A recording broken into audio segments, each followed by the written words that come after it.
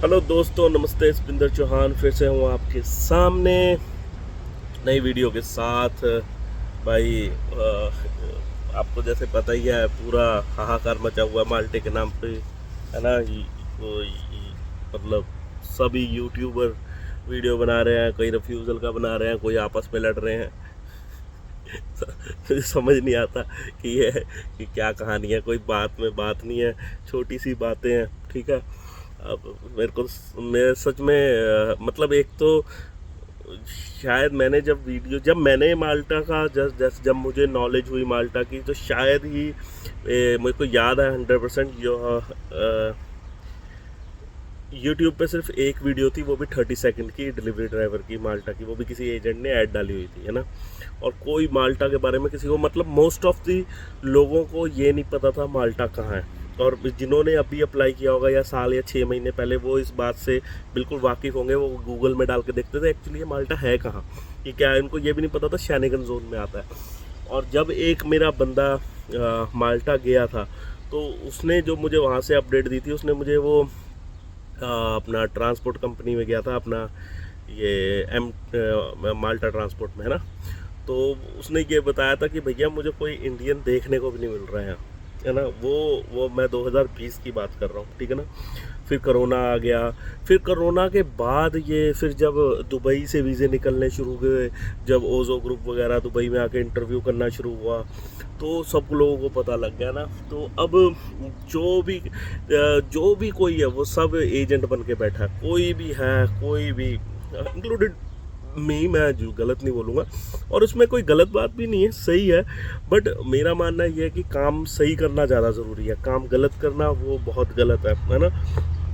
अब मैंने लड़ जब इस चीज़ के ऊपर बहस होनी शुरू हो जाए, कोई कहता है इंश्योरेंस गलत है, कोई कहता है इंश्योरेंस चेक कर लो या चेक करवा लो, कोई कहता है डिक्लेरेशन ऑफ प्रूफ लगना ही चाहिए, कोई कहता है होटल बुकिंग है।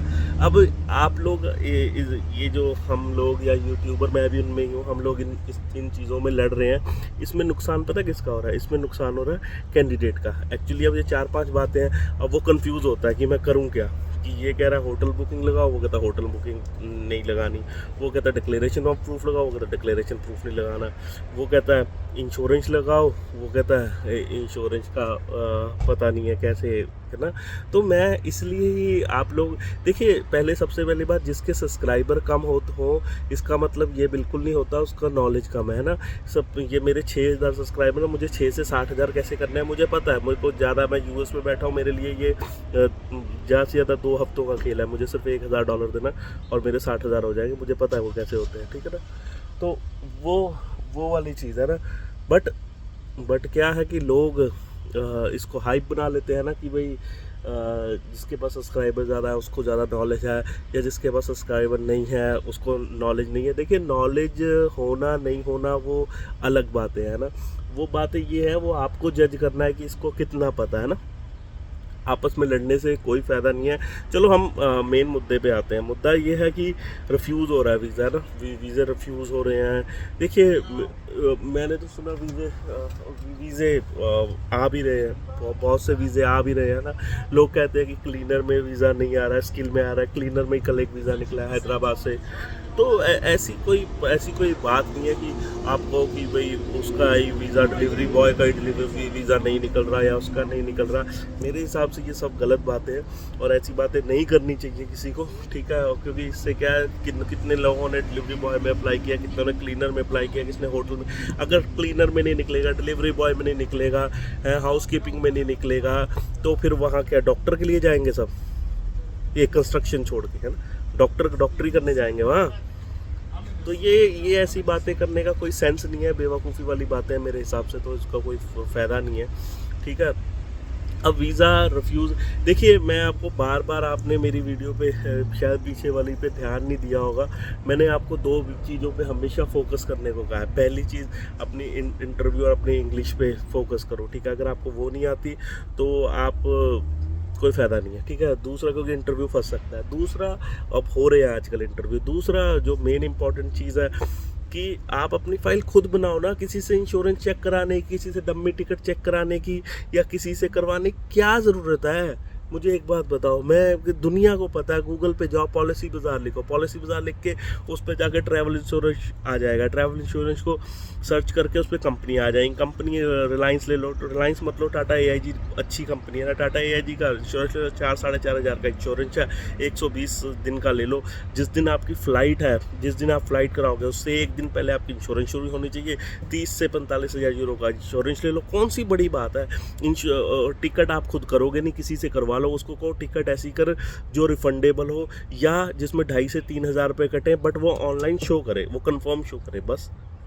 इसमें कौन सी रॉकेट साइंस है, मुझे ये बताओ। रॉकेट साइंस कोई कहता मुझसे डिक्लेरेशन, अरे मैं डिक्लेरेशन मतलब धंधा ही बना लिया डिक्लेरेशन प्रूफ का, साला कोई कहता मुझसे बनाओ, कोई कहता उससे बनवाओ, मतलब बेवकूफ़ बनाने की ना हद है। तो इसलिए ही मैं आप लोगों को कहता था कि अपने काम खुद करो। ठीक है, फ्री जॉब नहीं मिलती, फ्री जॉब के लिए आप किसी की हेल्प ले सकते हो ना, पर जो डॉक्यूमेंटेशन है वो खुद तो बना ही सकते हो। उसमें आजकल तो वो पहले PCC भी लगाते लोग, बैंक स्टेटमेंट्स भी लगाते थे, ये भी लगाते थे, CV लगाते थे, आजकल तो वो कुछ ले ही नहीं रहे, गिन के 5 डॉक्यूमेंट ले रहे हैं। उसमें भी काय का कंफ्यूज होना, मुझे तो ये नहीं समझ रहा। और उसमें भी आप कंफ्यूज हो रहे हो तो भैया आपकी बेड़ा पार है, फिर वहाँ आएगी, फिर कंफ्यूज ही हो लो। जो इतना भी नहीं कर सकता वो वहाँ जाके फिर बड़े बड़े सपने क्यों देख रहे हो, वहाँ जाके तुम क्या करोगे, कुछ भी नहीं, जब तुम इतना छोटे से काम नहीं कर सकते। ठीक है, तो वो ऐसी कोई बड़ी बात नहीं है जिसमें तुम इतने बड़े कंफ्यूज हो रहे हो। तो मैं तो ये, और वीज़ा रिफ्यूज़ल, देखिए वीज़ा रिफ्यूज़ल मैं एक बात बताऊँ, वीज़ा रिफ्यूज़ल डिक्लेरेशन फॉर्म लगा लो तब भी वीज़ा रिफ्यूज़ल हो जाएगा। ठीक है, मैंने देखे हैं, 1 नहीं 10 देखे हैं। ठीक है, और मैंने होटल बुकिंग लगा लो तब भी वीज़ा आ जाएगा। ठीक है, मैंने वो भी देखा है। मैं बिल्कुल ये नहीं कह रहा हूँ कि आप होटल बुकिंग लगाओ, मैं ये बिल्कुल ये नहीं कह रहा हूँ डिक्लेरेशन, वो आप अपने एजेंट से सलाह मशवरा कर लो। ठीक है, पर मैंने दोनों पे वीज़े आते देखे हैं। ठीक है ना, मैंने दोनों पे वीज़े आज के टाइम पे भी आते हुए देखे हैं। तो ये सिर्फ गलत बातें हैं। और जो कह रहे हैं कि अरे हमने कहा इंश्योरेंस लगाओ, हमने कहा ये लगाओ, वो तो भाई वो तो प्रूफ, वो तो डॉक्यूमेंटेशन का एक वो कॉलम टिक कर देते हैं बस।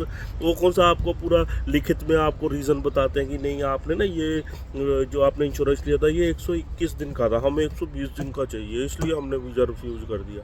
ऐसे थोड़ा होता है, ऐसा वो इतनी एक्सप्लेनेशन थोड़ा देते हैं। तो जिसकी रोटी सिक रही है भाई वो सेक रहा है। ठीक है, तो मेरा मानना ये है कि समझदारी से काम करें, समझदार बने, और खूब कोशिश करें कि खुद डॉक्यूमेंटेशन करने की कोशिश करें। किसी दूसरे से कराओगे 50, 100, 150, 200 यूरो दे रहे हो आप, 250 यूरो, तो बेवकूफ़ तो आप ही हो ना। आप लोगों ने उनको पुश किया है, अब जब उनको पुश किया है तो फिर उसके खामियाजा आप भुगत रहे हो। मैंने सिर्फ एक कुल मिला के एक नतीजा ये निकाला है कि वो मदद कोई किसी की तरीके से कोई नहीं कर रहा है, तरीके से सब एक दूसरे को कंफ्यूज कर रहे हैं। एक अलग बात करता है तो दूसरा काट के उसके अलग बात है। तो मैं तो वही बात कहूँगा कि थोड़ी वीडियो लंबी है पर पॉजिटिव रहिए, किसी की बातों में आने की ज़रूरत नहीं है, अपने काम खुद करें, कोई डरे मत, कुछ ना करे। हाँ, चीज़ें ओरिजिनल होनी चाहिए, ये पक्की बात है, पर ये नहीं है कि भाई आपको वो नहीं लगेगा, ये नहीं लगाना, वो नहीं लगाना, ये नहीं लगाना, ऐसे कर लो वैसे कर लो। जितनी सुनोगे उसका वीज़ा रिफ्यूज़ हो गया जी, उसका रिफ्यूज़ हो गया, अरे वीज़ा तो माल्टा तो वीज़ा ही रिफ्यूज़ कर रहा है, ऐसा कुछ नहीं है। ये सिर्फ बेवकूफ़ी वाली बातें हैं। ठीक है, हाँ, रिफ्यूज़ल रेशो एक बार पिछले मार्च में भी रिफ्यूज़ल रेशो ऐसा ही था कि वो रिफ्यूज़ कर रहे थे। दुबई से भी एक बार रिफ्यूज़ल रेशो ऐसा ही था कि वो रिफ्यूज़ करते हैं वीज़ा भी देते हैं, रिफ्यूज़ करते हैं वीज़ा भी देते हैं। तो मैं प्लीज़ उन दोस्तों को भी, अपने दो मेरे भाई हैं जो वीडियो बनाते हैं, रिफ्यूज़ल हो गया, रिफ्यूज़ल छाती पीट के, तो भाई रिफ्यूज़ल होगा ही। अगर 10,000 बंदा अप्लाई करेगा तो उसमें से अगर 2,000 का भी रिफ्यूज़ल हुआ तब भी 80% की आपकी रेशो है। तो क्यों चिंता कर रहे हो, इतनी परेशानी क्यों हो रही है? 70% की तो रेशो है ना, क्यों परेशान हो रहे हो? तो परेशान हो मत, हो खुद भी मत हो, दूसरों को भी मत। अगर किसी को पॉजिटिव नहीं कर सकते तो प्लीज़ किसी को नेगेटिव मत करो, क्योंकि आपका कुछ नहीं जाएगा। रबड़ की जुबान है, 1 मिनट में हिला देते हो, किसी का पूरा करियर और पैसा लगा है। ठीक है, तो नमस्ते, सत श्री अकाल, थैंक यू वीडियो देखने के लिए। और अगर आपको लगता है कि ये वीडियो अगर किसी की हेल्प कर देगी तो शेयर इट, अदरवाइज़ आपकी मर्ज़ी है, मैं कभी किसी को नहीं कहता। Thank you.